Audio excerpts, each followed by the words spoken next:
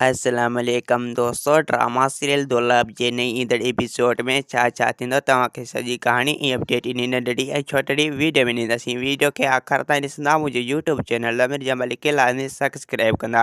दोस्तों, सब्सक्राइब करण सां को आवाज़ जो बेल इन करंदो, काफ़ी असांजी हौसला अफ़जाई थींदी ऐं तव्हांखे बि वधीक वीडियो ॾिसण वटां मिलंदा। दोस्तों, अवां जो टाइम वेस्ट कोन पिया करायूं, हलो था पंहिंजे कहानी ऐं अपडेट जी तरफ़। दोस्तों, हाणे तव्हां ॾिसंदो त रेस शाहनवाज़ ऐं रेज़न वारनि जी पाण में दुश्मनी थी पवंदी ऐं रेज़न ऐं ककर वारा केॾी बि कोशिश कंदा। बहरहाल हाल ई फ़िलहाल रेस शाहनवाज़ कूंज कॾहिं बि हुननि जे हवाले न कंदो ऐं रेस शाहनवाज़ कूंज जे मथां ज़ोर रखंदो, उन खे चवंदो त तुंहिंजो भलो इन में त तूं मूंसां शादी कर। अगरि जेकॾहिं तो ईअं न कयो त पोइ तूं सॼी उमिरि पछताईंदे। जो ही बंगला ऐं गाॾियूं ऐं ज़मीनूं सभु तोखां हलिया वेंदा ऐं पोइ तूं हिन घर जी नौकराणी थी गुज़ारींदे। उन जे करे तुंहिंजो भलो इन में त तूं मूंसां शादी कर। कूंज चवंदो त रेस मां मजबूर आहियां, मां हाणे कुझु बि नथो सोचे सघां, छो जो मुंहिंजो अली खान सां निकाह थियल आहे। रेस शाहनवाज़ चवंदो त उन निकाह खे मां ख़त्म कंदुसि, रगो तूं हिकु चकर मूंसां हा कर। ऐं ॿिए पासे दोस्तों, हाणे तव्हां ॾिसंदो त रेज़न ऐं ककर वारनि खे इहा ख़बर पइजी वेंदी त असांखे धोखो ॾियण वारो इहो ई रेस शाहनवाज़ आहे ऐं मिठल खे मारण में बि इन जा हथ आहिनि, छो जो इन रेस मंसूर खे फासाइण जी कोशिश कई। रेस मंसूर खे बि इन जेल मोकिलियो। हाणे असांजो भलो इन में त असां केस तां हथ खणी ऐं रेस मंसूर खे आज़ादु कयूं, जो रेस मंसूर हिननि खे मुंहुं ॾेई वेंदो। ऐं रेज़न चवंदो जॾहिं बि अमा साइण असां वटि आयो त पोइ असां केस तां ज़रूरु हथ खणंदासीं। ऐं ॿिए पासे दोस्तों, हाणे तव्हां ॾिसंदो त अमा साइण जेको आहे रेज़न वारनि सां ॻाल्हाईंदो, यानी उन्हनि खे चवंदो त हाणे तव्हां कीअं बि करे केस तां हथ खणी वञो, जो मां रेस मंसूर खे आज़ादु कराए वञा, छो जो हू हिन धरती जो सहारो आहे। उन जे करे तव्हांजो भलो इन में त तव्हां केस तां हथ खणी वञो ऐं तव्हां मूं मथां भलाई कयो। ऐं रेज़न चवंदा असां केस तां ज़रूरु हथ खणी वेंदासीं। अगरि जेकॾहिं इन में हथ रेस मंसूर जा थिया त पोइ असां कॾहिं बि हुनखे बख़्श न कंदासीं। दोस्तों, उमेद त कहाणी आई हूंदी, अव्हांखे पसंदि। असांखे ॾींदा हाणे इजाज़त, वरी तव्हां सां मिलंदासीं के नई ईंदड़ वीडियो में। ख़ुदा हाफ़िज़।